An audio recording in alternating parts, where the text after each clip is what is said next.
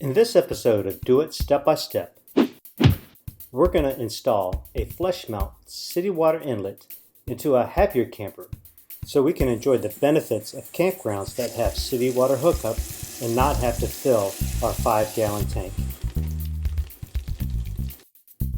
Let's see what we need to do this job. We will need a city water inlet kit complete with the inlet, mounting screws, sealant tape, and Teflon tape, a drill bit for the pilot hole, and the appropriate size hole saw for the inlet, as well as a drill, speed square and tape measure, an assortment of drinking water safe fittings and tubing that is applicable to your application, a pencil, a Sharpie, as well as a level and some cardboard to serve as a template, some rubbing alcohol, a rag, and some masking tape, and an assortment of personal protective equipment like a dust mask, safety glasses, and maybe some gloves because you're going to be cutting into fiberglass and you don't want to get all itchy. The next step is to make a story pole.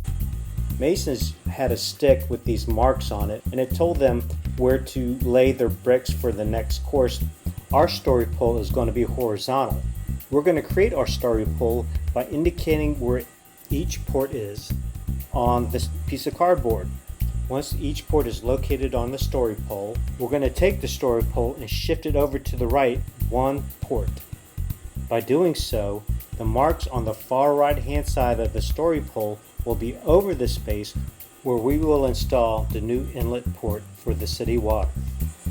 Now that you have a general idea where the inlet port will be located, you need to check inside your camper to make sure that it is a good spot, that you will not be hitting any wires or anything else that may get damaged by the hole saw.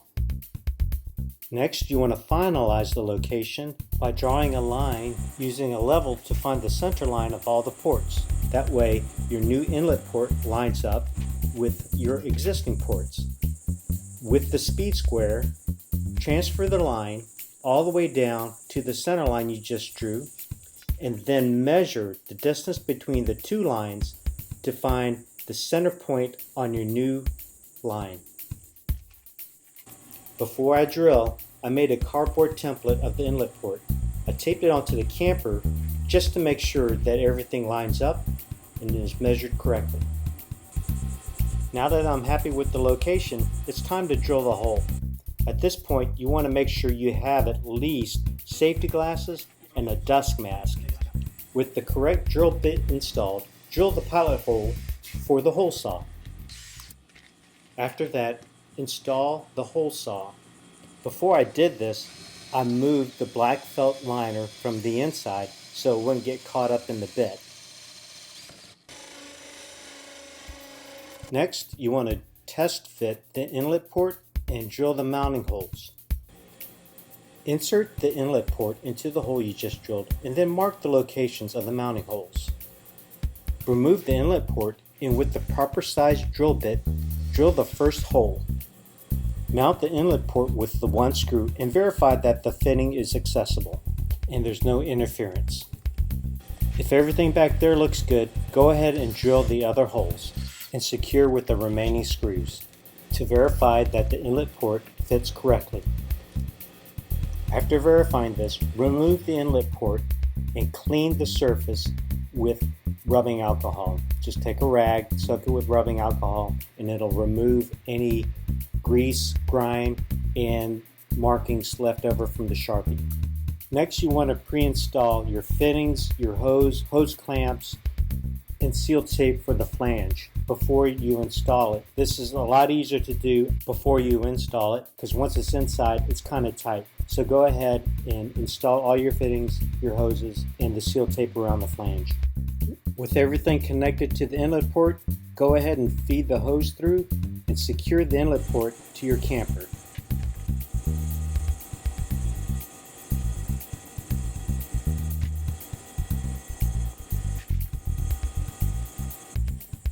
Here is the new reinforced vinyl hose that is connected to the freshwater inlet port, and it's going through the sink and it's actually hooked up to the hot water side of the faucet. There is no heater for hot water on this kitchenette. Instead, the hot water side is used for city water and the cold water side is connected to the onboard pump and tank. Now it's time to test and check for leaks. Hook up your city water to your inlet port and turn on the water. Remove the cover to your gray water drain and place a bucket underneath it. Next, go inside your camper and turn on the hot water side of your faucet.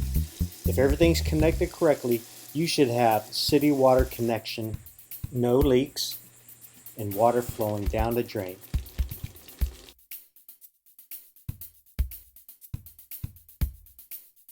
You can create some layout flexibility simply by lengthening your city water hose and creating an extension to your gray water drain hose.